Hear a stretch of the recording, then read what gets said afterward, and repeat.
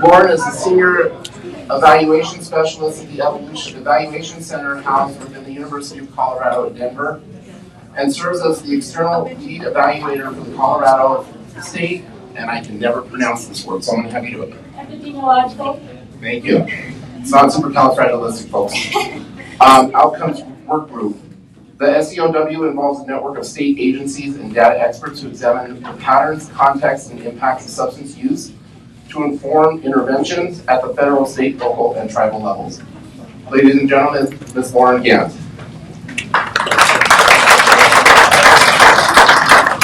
Hi everyone, can you hear me pretty well in the back? No? Can you hear me now? Hi. Hello? There you go. Hey.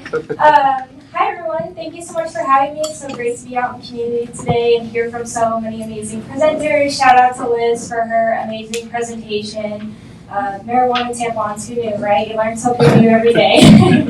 Yeah, thank you for having me. Again, my name is Lauren Gant. I'm a senior evaluation specialist at an organization called the Evaluation Center. We're housed within the University of Colorado, Denver. And specifically, I work on the Colorado State Epidemiological Outcomes Work Group. And it's such a cool program that we have. You all are the ones out in the community doing the amazing work, whether it's enforcement, working in public health, working with youth. And so my job is to give you all data. So I am here today to talk about some our new publications that we have. They are live on our website, ready for you to use. And then a little plug, we have an opioid publication just about opioids coming very soon, later this fall. So yeah, I'm going to talk a little bit about those today. Just a little clarification, when I talk about regional profiles, we are using the health statistics regions. This was set by CDPHE, so they're a little bit different than the opioid sediment regions, very slightly, but just a little bit of context. Okay.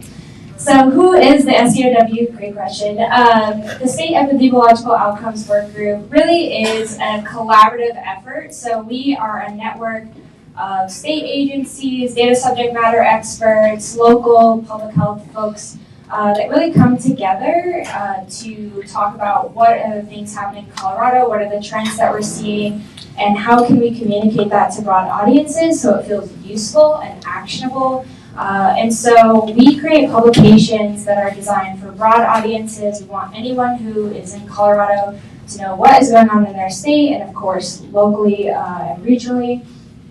And so it's really important for us to be able to create publications that are meaningful. How many times have you stared at a dashboard looking at trends and you don't know what to do with it, you don't know how to make sense of it, just looking at data points on a screen? So we really try to work with our communities to create publications that feel meaningful, adding context, helping explain the why behind the data that we're seeing, where possible. Of course, most substance use trends are really multifaceted, but really try to create publications that feel meaningful. We use over 40 different data sources when we create our publications. So I'm sure you all have used data in the past where it's all on like one specific topic, and you might want something more like it might be emergency department visits, but you want to know so much more. So for ours, we use youth data, adult data, overdose data, emergency department data, all of the things. So really trying to make it comprehensive, pulling in a lot of different data sources, making it digestible. That's really our goal. We want it to feel actionable for communities. So a little bit of context on how we do that. So again, we do surveys, we go out and we do interviews with local and public health and state folks, ask what trends are you seeing, what data would you like more information on, again, so that we are as useful as possible to the community. You all are doing the good work, we just want to support. And hopefully to drive decision making. So that is really our goal with SEOW. We also try to best make our publications accessible. We want this information to be useful for everyone, including state legislators, folks that work with youth, community organizations, everybody and anybody. So we try to use plain language. I know I've seen so many data reports that are very jargony and don't really know what to do with it. Really helping to interpret the data and make it visually appealing so people can put it in presentations. If you're going out into the community, you have an interest in a data point, you can take it out there. So that is really our goal and what we work towards for our group. So again, we try to make publications easily digestible, meet the diverse needs of our audiences, and highlight key trends going on in the state. Yeah. So talk a little bit about the regional profiles that I'll be talking about today. So the purpose of these publications that we created is really to provide an overview of localized data by health statistic region to community members and individuals working around substance use, misuse, and prevention. And these profiles are intended to be a resource for understanding what are the substance use trends and how can that be used to inform local initiatives, programs, policies, and other activities. So that is really the goal there. And a little context on health statistic regions and how those were created. Those were developed by CDPHE. Typically, when you're looking at very local level data, especially in the rural counties, often it can be suppressed or it's not, which means it's just a small number that you can't really show it, or it's just not available at the smaller communities. So lumping them into regions based off of counties that are similar demographics, similar trends, and so that's how those were created. So how this came to be, the regional profiles. In 2021, we went out and conducted a needs assessment with some local and state public health representatives to understand what data are you looking for, how is it used in data decision making, and the most consistent thing that we heard from folks is we want local data. So we used to do publications just at the state level, but folks really wanted that local data to inform their efforts. Another thing is they wanted data across multiple different sources, which we do anyway, so thank goodness. So that was that piece. So again, we really care about the community, bringing data to you all, and so that was our purpose. Speaking of data sources that we use a wide variety of different resources that you may be familiar with. Alcohol outlet density data, drug overdose data, emergency department data, Healthy Kids Colorado surveys for our youth, and specifically we only look at Colorado high schoolers. And then thinking also as we created these publications, what would be useful for folks. So the SEOW is funded by SAMHSA through a block grant, and then CDPHE manages it in here in Colorado, but they are all throughout the nation. And so we asked other SEOWs what is helpful for conveying publications or data in a meaningful way, and they said don't do dashboards, they're not intuitive, and we want to be able to reach those broad audiences. So we made it in a kind of fun infographic format, which I'll show you in a moment.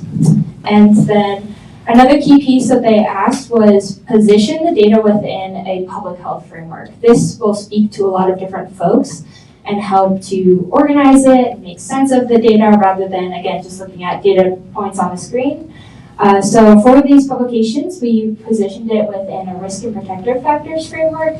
If folks are unfamiliar, risk and protective factors are things that impact your likelihood of using substances. So things that might put you further at risk, especially with our youth, and what are protective factors. So this is something that we feel like would be more actionable than just looking at the stats and looking at, okay, where can prevention efforts be informed, especially for our youth, where we have risk in our community, and what protective factors can we implement or continue to build on to make sure that folks in our communities are living happy, healthy lives. So that is how this publication is created.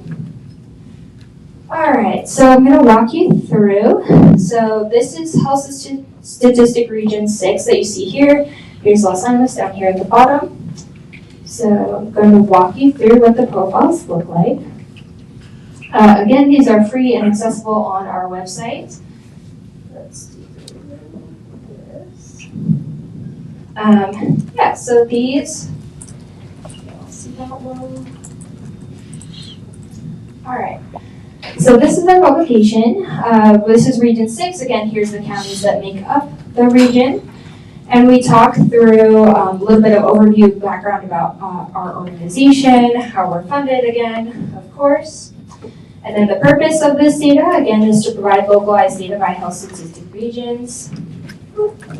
And then the overview of the publications were formatted within risk and protective factors. So again, risk factors are the characteristics at the biological, physiological, family, community, or cultural levels that are associated with higher likelihood of negative outcomes. So what are the things that put you at risk of using or misusing certain substances? What are the factors, protective factors that lower your likelihood of negative outcomes? So this could be things like parents being really involved, youth being involved in school. Those things can protect youth from using, especially at an earlier age. So we dive down here. This is an overview of the map again. So the data we provide first is broken out just to give you some basic demographic information so you can kind of see where HSR 6, which is where Los Animas is located, compared to Colorado. And then where available, we do break down stats by the different counties that make up that region as well. They're not available, as I mentioned, for every data point, but we do try to break it down as well. So it looks like in Region 6, they're the smaller population, more rural. Largest group was folks that are 25 to 44 years old, which is pretty similar to the state levels. HSR 6 is a little bit more racially diverse than the state overall. You have your different metrics down here for each county, but have 36.8% of folks in HSR 6 are Hispanic. Looking at some risk factors that might impact substance use. So SAMHSA notes that lower household income and neighborhood poverty are risk factors for substance use. Looking at HSR 6, we see that the median household income was lower compared to statewide, and here's a breakdown of the different counties. And we see the percent of the population living in poverty was higher compared to the state within HSR 6. And again, broken down by the county down below. So these may be things that are risk factors for substance use. Then we break down here into adult and youth consumption. So this is our Healthy Kids Colorado. This is high school youth that we're looking at here. So we're looking at, for alcohol, there's a similar percentage of Colorado youth who binge drank, which is 5 drinks within a couple hours, more than on past 30 days, about 12%, which is similar to the state. We have e-vape use was higher in HSR 6 compared to those in the state, and we noticed that for adult use as well for vaping. For cannabis, the percentage of youth who used cannabis one or more times during the past 30 days was a little bit lower than the state average. And then 4% of youth had one or more days where they smoked cigarettes in the past 30 days, which was a little bit higher than what we see with the state average. For adult consumption, we saw 42% of adults in HSR compared to 61% of adults in the state consumed alcohol in the past 30 days. So we're seeing less drinking among adults in HSR 6. However, vaping, cigarettes, and cannabis use for adults was higher than the state average in HSR 6. When looking at some risk factors as well that goes in for our youth, we asked them what they, the Colorado Healthy Kids asked folks what they think the adults in their neighborhood, whether they think it's wrong or very wrong to use certain substances. We do see in HSR 6 that a smaller percentage of youth think that it is wrong or very wrong to use these substances compared to the state average. So we've got these folks right here, our HSR 6. So good to know for folks working with youth. Alcohol outlet density is another risk factor that we have. It's a measure of the physical availability of alcohol in a particular geographic area. Retail outlets, and then here retail outlets include places where the public can purchase alcohol, and it's not a manufacturer or wholesale license as well.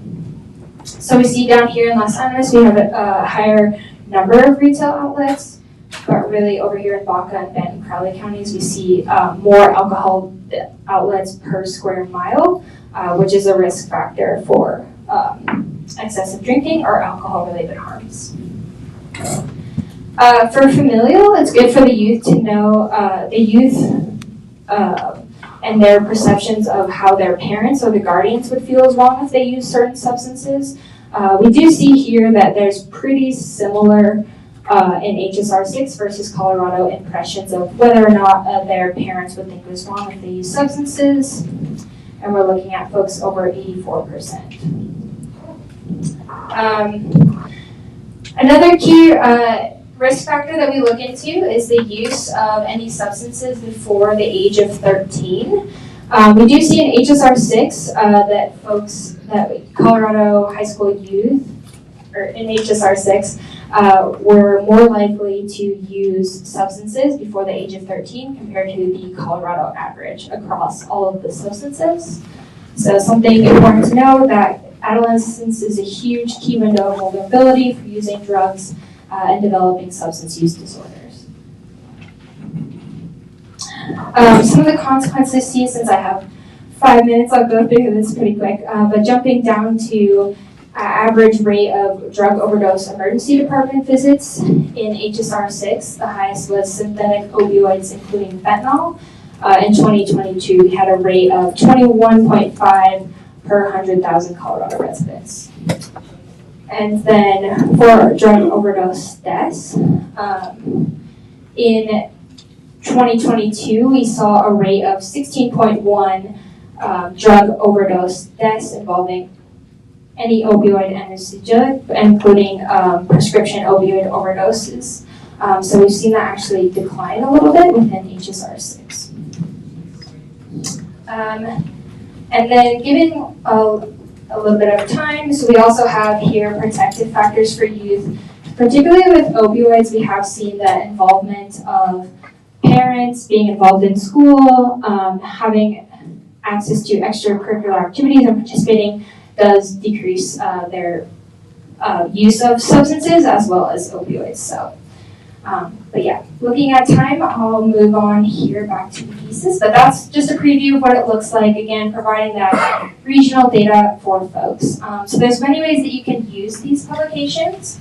It can be great for grant writing or prevention efforts, used to inform substance use needs assessments, great visuals to share in handouts for a specific population or topic that you're interested in talking with, and again, sharing with partners to raise awareness around one or more substance-related issues. And so that is my presentation for today. And if you want to leave feedback for our profiles, we create them every other year, and so we'd love to hear from you all if there's more data points that you want to see. So, thank you. I'm gonna go ahead.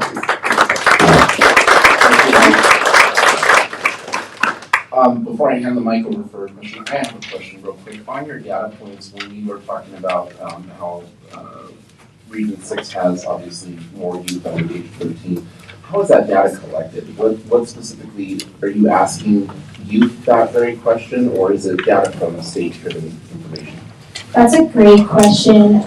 Yes, that is self-reported from Colorado high school youth. So the way that survey is distributed is it is handed out through the school district. So schools can either opt in or opt out, but it is the most comprehensive youth survey in the state. But yes, they report on that. Yeah. Thank you once again for the presentation. My question to you is, do you find any correlation with the use of social media?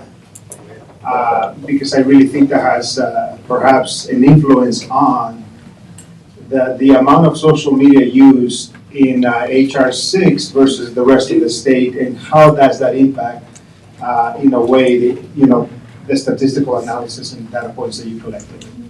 That's a great question. Thank you for asking. We have not looked into that in our work. We usually rely on subject matter experts to look into to figure out what data points we want to use, and that has not come up, but that's a really good one, and I can certainly look into that for our next round. That's great. Thank you. I actually have a question for the group. I'm curious what folks' initial reactions are to this data.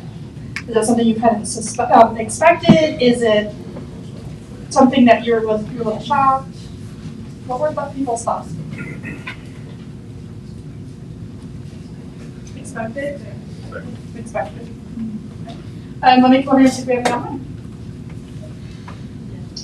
We do not have any online questions. Any other questions in the room? I have one other question. I might be able to project high enough. I got the old teacher voice. I just got to crack it out for a minute.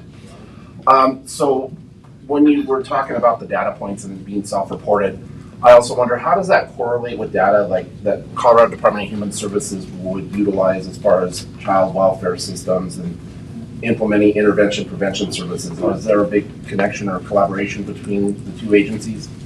That's a great question. I don't know the extent to which they collaborate with each other, but I could definitely look into that. That's such an interesting piece. Yeah, I'm just very curious now too. Thanks. Okay. Do we have any other questions? Nothing? Okay. Well, Lauren, thank you so much. And we really appreciate you coming out today and presenting the information. I think it's a great talking point to start on in our community about what this really looks like for our youth and for our families. So, thank you. Thank you.